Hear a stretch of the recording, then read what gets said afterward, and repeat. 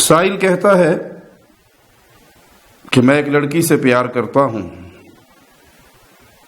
اور ہم محبت کی شادی کرنا چاہتے ہیں. لڑکی بھی راضی ہے اور میرے گھر والے بھی راضی ہیں. لڑکی کے ماں باپ راضی نہیں. کوئی وظیفہ بتا دیجئے جس سے ہماری شادی ہو جائے.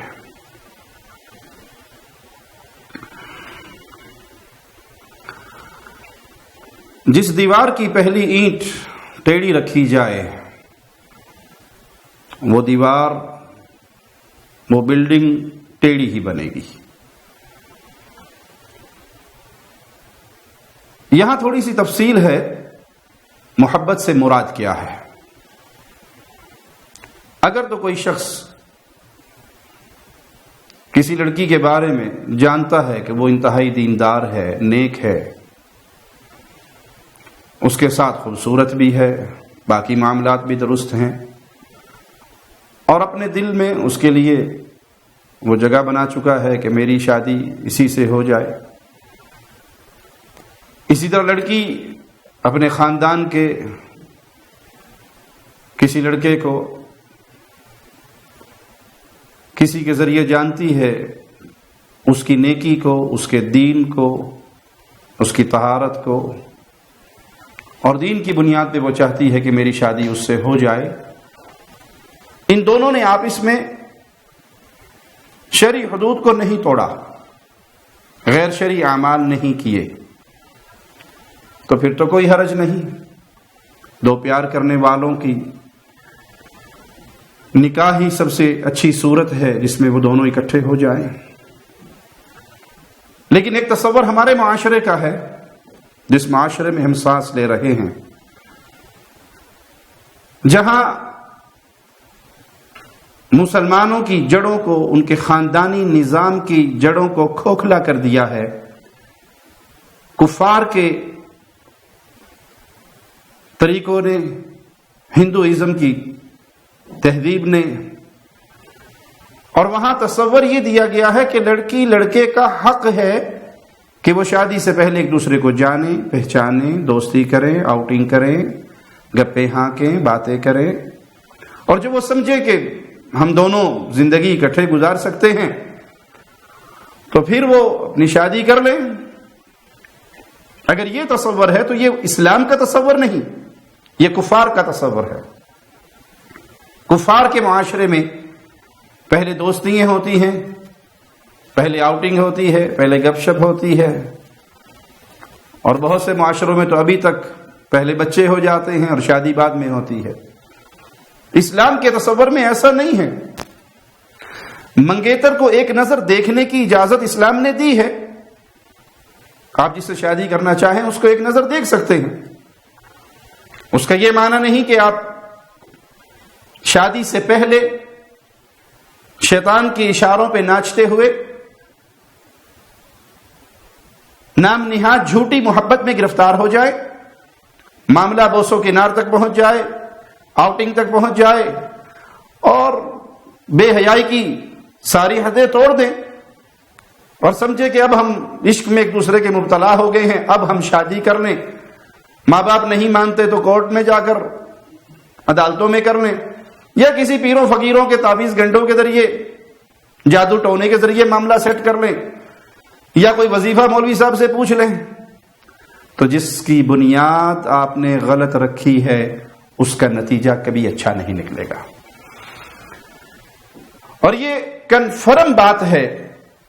جو پیار شادی سے پہلے ہو جاتا ہے، جس کو ہم دھوکہ کہیں گے، پیار نہیں ہے.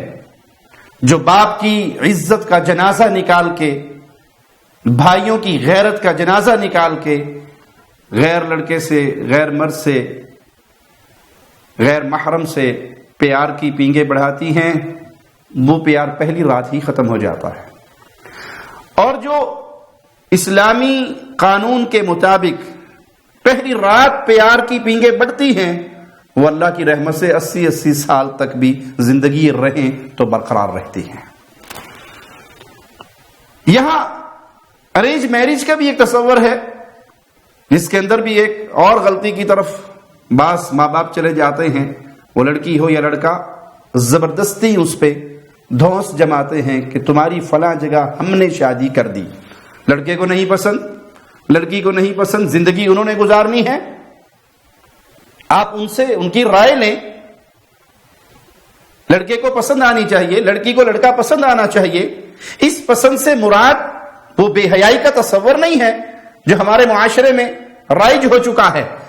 اس سے مراد اسلام نے وہ حق جو لڑکے کو دیا ہے، جس سے وہ زندگی گزارنا چاہتا ہے، اس کی شکل و صورت اسے پسند ہو، اس کا اخلاق اسے پسند ہو، اس کا دین اسے پسند ہو. یہ ہو ارینج میرج ماں باپ کے ذریعے، لیکن لڑکے کی رائے لی جائے. اسی طرح بیٹی کی رائے لی جائے، نہ اس پہ زبردستی ہو اور نہ اس پہ زبردستی ہو، اور نہ ہی ہندوانہ تہذیب کا دروازہ کھول کر ان سب کو پہلے 6 مہینے کی آؤٹنگ کے لیے بھیج دیا جائے اور دوستیاں ان کی جائیں، اور اس کے بعد پھر جا کے فیصلہ کیا جائے کہ یہ شادی ہونی چاہیے یا نہیں. یہ سب اغیار کی وہ سازش ہے جس کو پرنٹ میڈیا پورا کر رہا ہے. یہ جو بیچارے وظیفے پوچھتے ہیں، کیوں؟ ان کے گھر میں جو ٹیلی ویژن ہے، ان کو جو ڈرامے دکھائے جا رہے ہیں، ان کے ہاتھ میں جو موبائل ہیں، اس میں جو پروگرامز ہیں، وہ کیا ہیں؟ بے حیائی، بدکاری، ہندوؤں کی تہذیب، کفار کا کلچر. ایک مندر بننے پہ تو چیخ رہی ہے قوم، اور حق بھی بنتا ہے ان کا چیخنا، لیکن ہر گھر میں مندر ہے، ہر ہاتھ میں مندر ہے. یہ موبائل آپ کے ہاتھ میں ہے. دن میں کتنی بار انڈین فلمیں آپ کا بیٹا دیکھتا ہے، آپ کی بیٹی دیکھتی ہے، آپ خود فیملی کے ساتھ بیٹھ کے انڈین فلمیں دیکھتے ہیں جس کے اندر مندروں میں بتوں کی پوجا ہوتی ہے. یہ سارا کلچر تو آپ دے رہے ہیں. اور اب تو حالات یہاں تک پہنچ چکے. شیطان ہے نا، ایک گناہ کرواتا ہے، پھر اس سے بڑھ کر کرواتا ہے، پھر اس سے بڑھ کر کرواتا ہے. کسی دور کے اندر پرنٹ میڈیا کے ذریعے صرف لڑکی اور لڑکے کی محبت کے سین دکھائے جاتے تھے، اور اب تو بعض ساتھیوں نے ہمیں خبر دی کہ اب جو ڈرامے چل رہے ہیں اس میں لڑکی اور لڑکے کے پیار کے قصے نہیں، بلکہ سسر کی محبت بہو کے ساتھ، جو حرام رشتہ ہے. یہ سسر اس کا باپ ہے، یہ بہو اس کی بیٹی ہے. آپ کے بیٹے کا نکاح ہو گیا، وہ بہو آپ کے گھر آ گئی، بس گئی. یہ لڑکا آپ کا فوت ہو جائے یا یہ لڑکا طلاق دے دے، کسی بھی حالت میں سسر کا بہو سے نکاح نہیں ہو سکتا.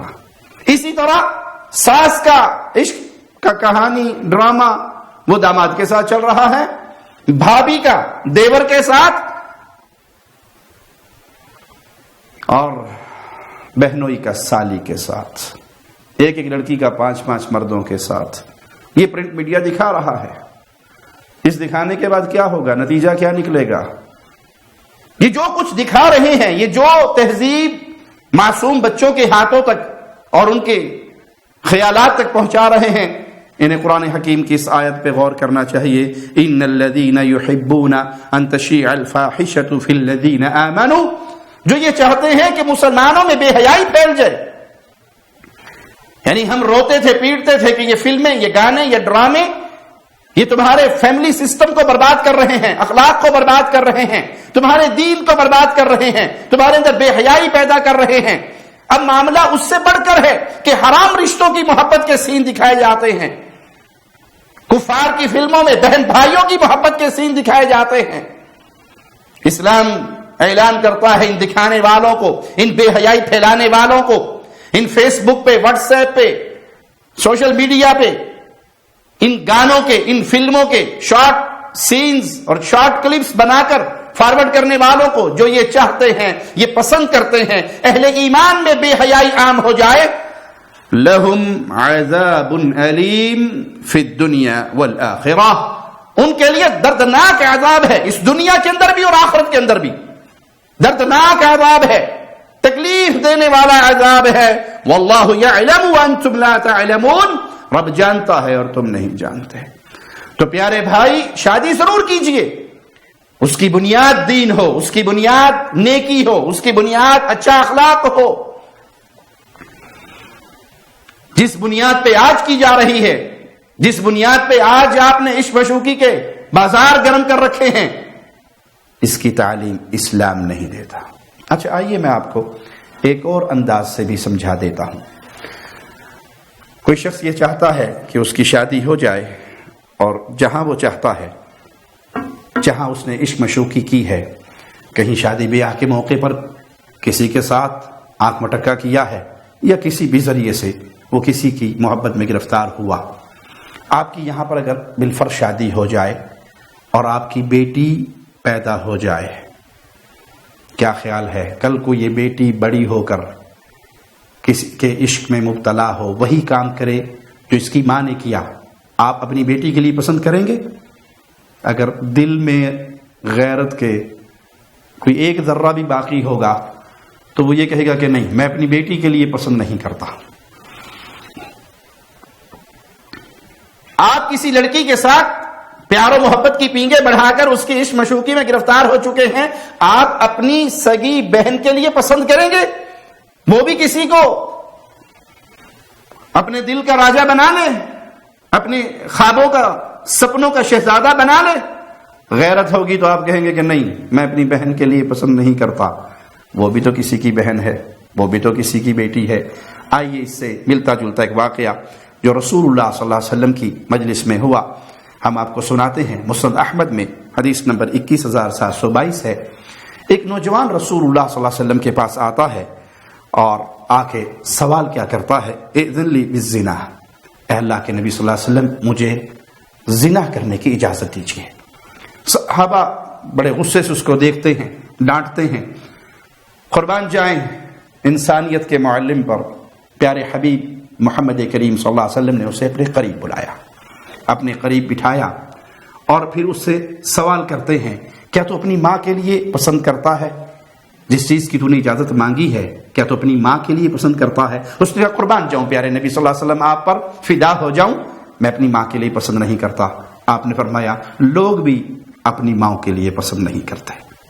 پھر آپ نے پوچھا تو اپنی بہن کے لیے پسند کرتا ہے، اپنی خالہ کے لیے پسند کرتا ہے، اپنی پھوپھی کے لیے پسند کرتا ہے؟ یہ مختلف سوالات آپ نے کیے۔ ہر سوال پہ وہ کہنے لگا میں آپ پہ قربان ہو جاؤں یا رسول اللہ صلی اللہ علیہ وسلم، میں اپنی ماں کے لیے، بہن کے لیے، پھوپھی کے لیے، خالہ کے لیے پسند نہیں کرتا۔ آپ نے فرمایا جو تیرے جذبات ہیں وہی لوگوں کے جذبات ہیں، لوگ بھی اپنی ماں، بہن، بیٹی، پھوپھی، خالہ کے لیے پسند نہیں کرتے۔ تو کسی کو اپنے عشق کے جال میں چھپانے والے، پھنسانے والے اور اس کے لیے وظیفے ڈھونڈنے والے، کیا تو اپنی بہن کے لیے، اپنی ماں کے لیے، اپنی بیٹی کے لیے، اپنی خالہ کے لیے، اپنی پھوپھی کے لیے اس عمل کو پسند کرے گا؟ لازمی بات ہے تمہارا دل کہے گا نہیں، تو جس کے ساتھ یہ پنگے پڑا رہے ہو وہ بھی کسی کی ایسی ہی رشتہ دار۔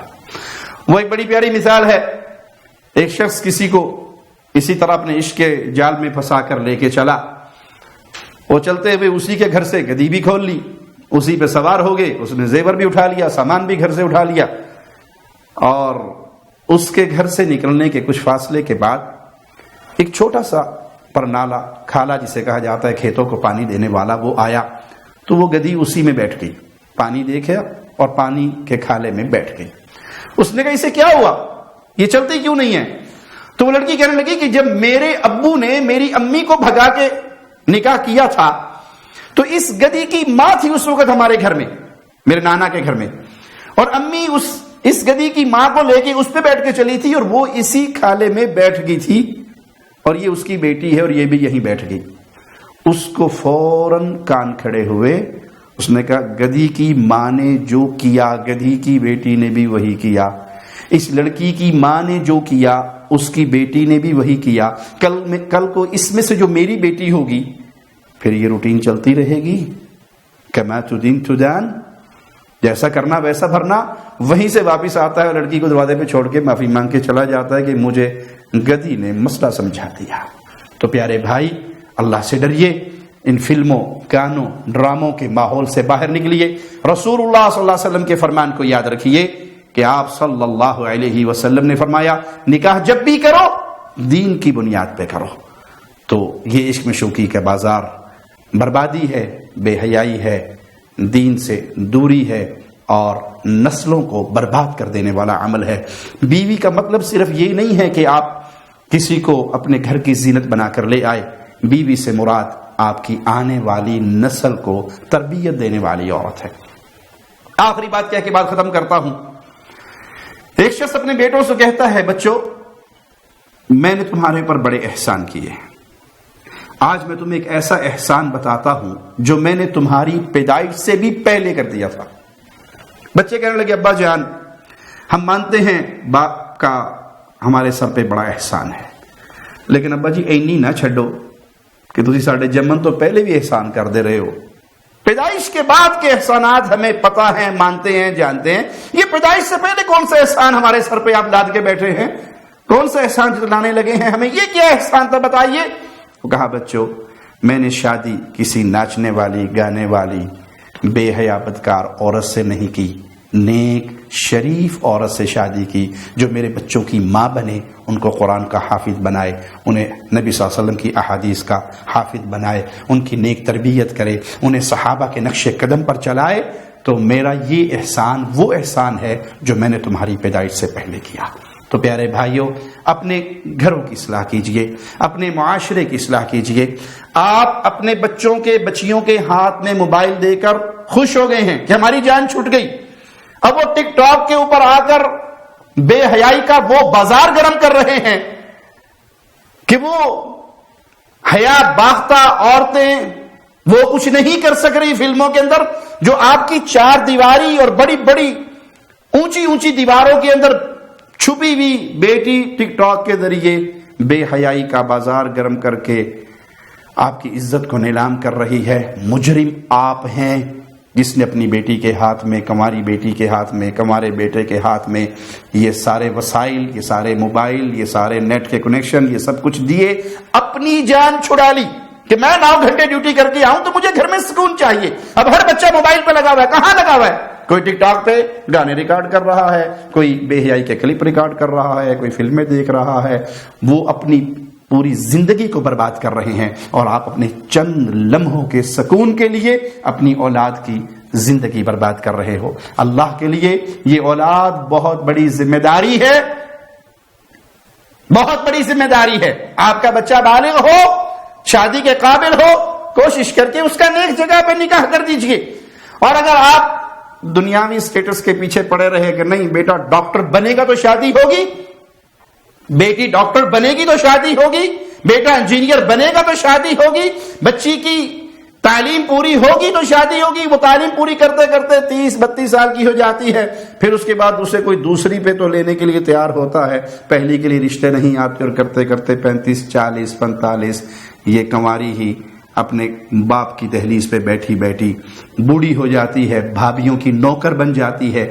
آپ مجرم ہیں جس نے اپنے بیٹے اور بیٹی کو نکاح سے محروم رکھا. اپنے گھروں کی طرف لوٹئے, اپنے گھروں کو پاک کیجئے گندے ماحول سے, گندے وسائل سے, اور ان کو نیک راستے پہ چلائیے. اقول قولی ھذا واستغفر اللہ لی ولکم ولسائر المسلمین فاستغفروہ انہ ھو الغفور الرحیم. شب گریزاں ہوگی آخر جلوائے خورشید سے, یہ چمن معمور ہوگا نغمائے توحید